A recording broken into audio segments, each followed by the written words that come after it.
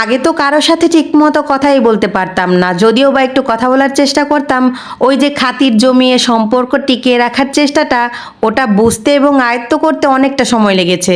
বলতে গেলে এখনো মনে হয় ঠিকমতো আয়ত্তই করতে পারিনি। আমার চোখে দেখা এমনও আছে যার কিনা একজনের সাথে সম্পর্ক বিদ্যমান, খুব ভালো একটা সম্পর্ক রয়েছে, তবে দ্বিতীয় জনের সাথে একটু আলগা খাতির রাখতে গিয়ে প্রথম জনের নামে বদনাম করতেছে। মোট কথা তিনি সবার সাথে তাল মিলিয়ে চলবেন, সবার চোখে ভালো থাকার চেষ্টা করবেন, তবে এটা বুঝতে দিবেন না যে তিনি প্রথম জনের নামে দ্বিতীয় জনের কাছে বদনাম করে তারপরে আবার দ্বিতীয় জনের কাছে নতুন করে একটু বেশি ভালো থাকার চেষ্টা করছেন। এই আলগা খাতিরগুলো আবার ঠিকঠাক মতো রাখতে পারলে সম্পর্কগুলো খুব মধুর হয়।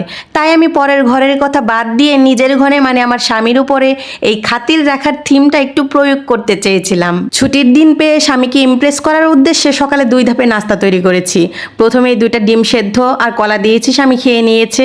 এরপর সকাল 10:30 নাগাদ যখন তার সামনে ভাত, সবজি আর কাসকি মাছের মাখা তরকারিটা দিলাম, ওগুলো দেখে সে কিছুটা অবাক হয়ে গিয়েছিল যে কি ব্যাপার, সকাল সকাল এত খাতির যত্ন কিসের।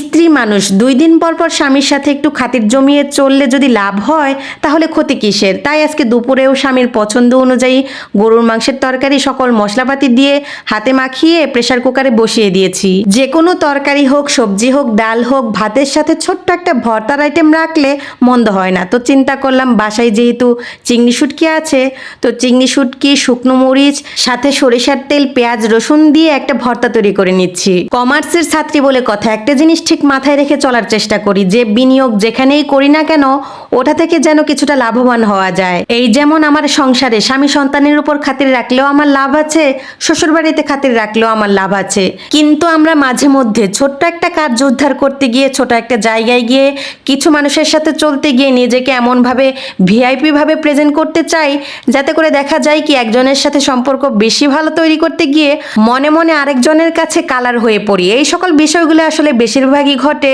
প্রতিবেশী, পরিচিত কিছু আপা, ভাবি এবং দূরের আত্মীয়দের সাথে। হ্যাঁ, এর মাঝে আবার 2 ধরনের খাতির জমানো লোক আছে।